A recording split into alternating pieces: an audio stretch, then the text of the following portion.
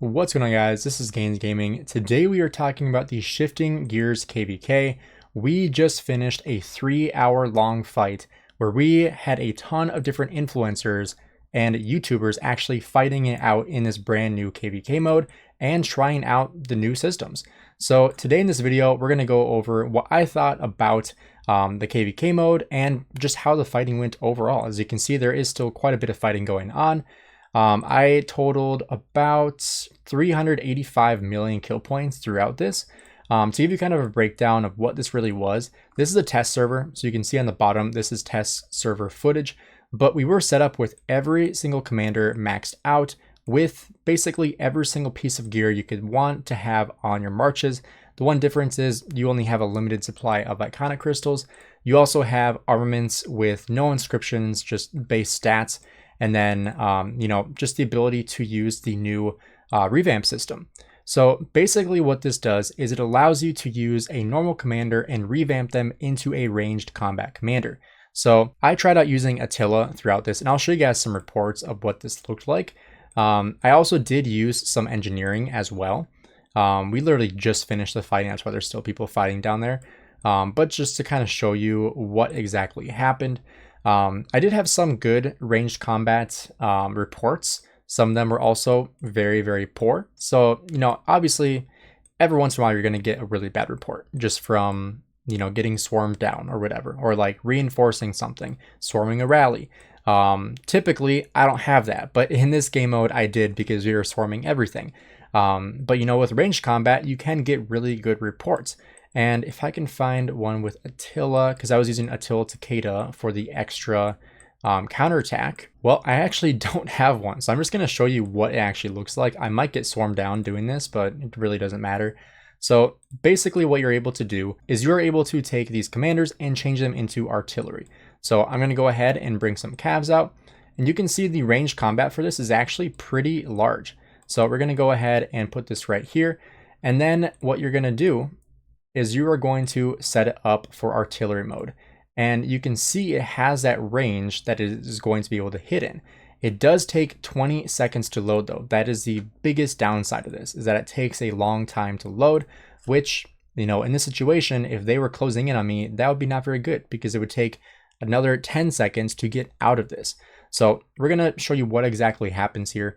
I'll show you, so you can see the range that you're able to hit into, and you can see immediately he's starting to fire off his attacks. And so once you are able to do this, you are actually able to choose the skills that you're wanting to choose too. And so, this is a really cool way that you can basically minimize the amount of maneuvering the enemy is able to do in the open field, which is a pretty cool concept. The downside though is you have stuff like this where it is just so overpowered that like there are times where I was taking like 50,000 damage from just walking to try to attack this person. And it was just so much damage. It was just like insane. Like I could not believe how much damage I was taking just trying to go attack somebody. It was honestly like pretty bad how much damage I was taking. Like it took my march from 430,000 units all the way down to like 170,000, just trying to go march to attack them. And so, with that being said, it kind of sucked because like if I was actually fighting with my own resources and my own speed ups and not, generated resources and speed ups, I would be very upset because I'd be like, I literally was just trying to go attack this person. And I just have like, 50,000 units in my hospital now I have to heal just from walking to attack this person. And so that kind of sucked. You can see like you even have AoE that you can get attacking those marches. But, the biggest downside with this is getting swarmed down. I'll actually just show you what happens when you get swarmed down. I'll just let these, cancel that. I'll just let these guys attack me because I just want to show you what exactly happens. Because it can turn a pretty decent report, 522%, into an abysmal report. So let's just show you what exactly happens here. I'm going to get swarmed down, and this is going to turn from a 500+% ratio to probably under 100%. Let's see exactly how bad this gets.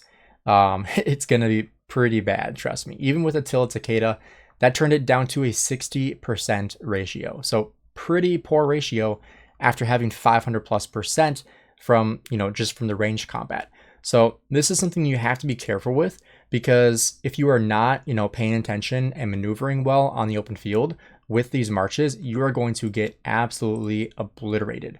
And so when it comes to these marches, let's just reset this and show you what exactly you do. So you choose the march that you want. And so I want Attila because I want the extra counterattack damage.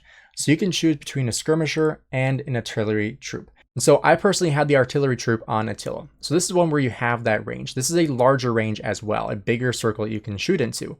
Now, the downside of this is that it's meant to be more of like an engineering commander type thing, where, you're not really marching around the open field. You're letting it sit there and you're letting it do damage, and it can do very good damage. But if you choose a skirmisher troop, you are much more mobile. You can see flexible and mobile. You can launch range attacks without needing to switch to range mode. So this is much, much faster to do that rather than the artillery, because artillery takes 20 seconds to load and 10 seconds to get out of. For skirmisher is a shorter distance, but you are able to go in and out of ranged combat, which is fantastic. So I personally would recommend the skirmisher. I personally did not use it, but from having it used against me, skirmisher was by far the better option. And so when you choose one of these, if I chose artillery like I did before, I was able to choose from these 10 different skills. Now, there are a bunch of different skills on here, and I'll show each one so you can pause and look at it if you want to. I personally was looking for something that had AoE damage, because I knew I was going to be in a murder ball situation where I wanted to do as much damage as possible, and I wanted to debuff them. So I chose this one, Weakening Shot. This is smite damage. This did smite damage up to 3 enemy units, damage factor of 1200, and it also reduced the health of the unit by 30% for 4 seconds. So that is pretty fantastic. So I chose that one. And then for the expertise, you have a bunch of different options as well. So you have ones that are just base stats. You have ones that are for buffing your mobility, for rage. You have a ton of different options for this. And so the one that I chose was Ensarring Bolt. Now this one dealt even more damage to the enemy, and it also lost 20% march speed for 5 seconds. The reason why I chose that one is just because that way, if you hit them, they are basically just going to get annihilated because they cannot get away. Minus 20% march speed is pretty substantial. So I chose that one. And then you choose Revamp. Now you do get revamp points in this KVK, so you will automatically gain 80 revamp points an hour and can soar up to 10,000 at a time. So it is 1,200 to do it once. So, you can kind of do the math on that, about 40 hours to get one revamp. So just under 2 days, and you can soar up to 10,000. So you want to make sure you're on top of this when you get into this KVK. And you can switch it from skirmisher to artillery as well, and that will cost another 1,200 revamp coins. So you want to make sure you choose the one that you want. And the skills are going to be the same on both, so it's not different between the skirmisher and the artillery. Now, what did I think about this KVK? I think the concept is fantastic. I think that making it more interesting and allowing people to play differently is fantastic, especially being able to use commanders they already have expertise and invest into, like Attila, for example, someone that already has Attila and doesn't want to invest into ranged commanders, because ranged commanders are expensive. Like, you still have to put gold heads in these commanders, and a lot of people don't want to do that, understandably so. And so you're able to, in this KVK, use commanders you already have and make them ranged commanders. So that way it kind of mitigates the investment that you need to make into these commanders. And you also don't have to invest into the gear for engineering, because you can still use cav gear or infantry or archer gear, whatever commander you're using, you can still use that and it will still convert into those units. So in my opinion, I think it's a brilliant concept, and it allows people to use commanders they already have invested into and still use ranged combat, because I think that's where they want to go in the future with Rise of Kingdoms, is allow people to use ranged combat and find different ways to use it. But I think that this KVK mode, like, look at this right here. This, in my opinion, is so broken, because they are not taking, skill damage. They are dealing skill damage, they're not taking it. And so you have all these units doing ranged combat that these guys cannot even touch, but they're still doing AoE damage, they're doing skill damage, they're doing, counterattack normal damage, and they're doing so much damage. It's just insane. And so these skirmishers, these ones right here, this is the other one, what's it called? The artillery. That's not as good in my opinion. I mean, yes, you have a much bigger range than these guys. You can see, like, the range is much smaller, but with these guys, you have a limited window, so they can come around the back side and kill you over here and you can't even hit them. Versus these guys, they have a much smaller window, but they are going to be able to just annihilate you and you can't even touch them. So in my opinion, like, skirmishers by far are much, much, much better. And, you know, it makes a huge difference when people are just, you know, hitting you without you being able to hit them back, and doing so much damage too. It is honestly just crazy how much damage they were able to do. I'm going to try to reinforce this because I want to see what this report looks like. But like, it's honestly just crazy what the amount of damage those skirmishers are able to do in the open field, and just how powerful they really were, because they were extremely powerful. Like, if you watch my live stream, you can see just like how much it annihilates you. Like, look at this. That AoE damage too. 8,000, 6,000, 6,000, 8, 9,000. All those are AoE.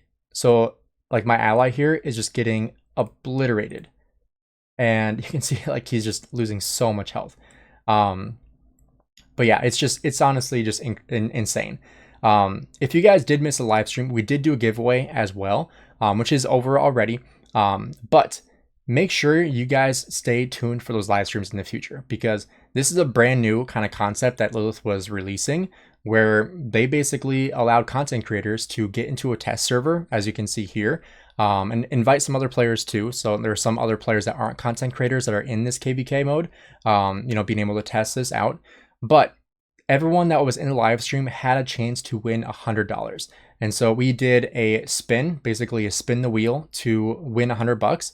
And we did have someone win. We had Just Murph, who won the $100. And so make sure you guys don't miss this in the future, because, you know, stuff like this doesn't happen very often. And so when it does, you got to take advantage of it.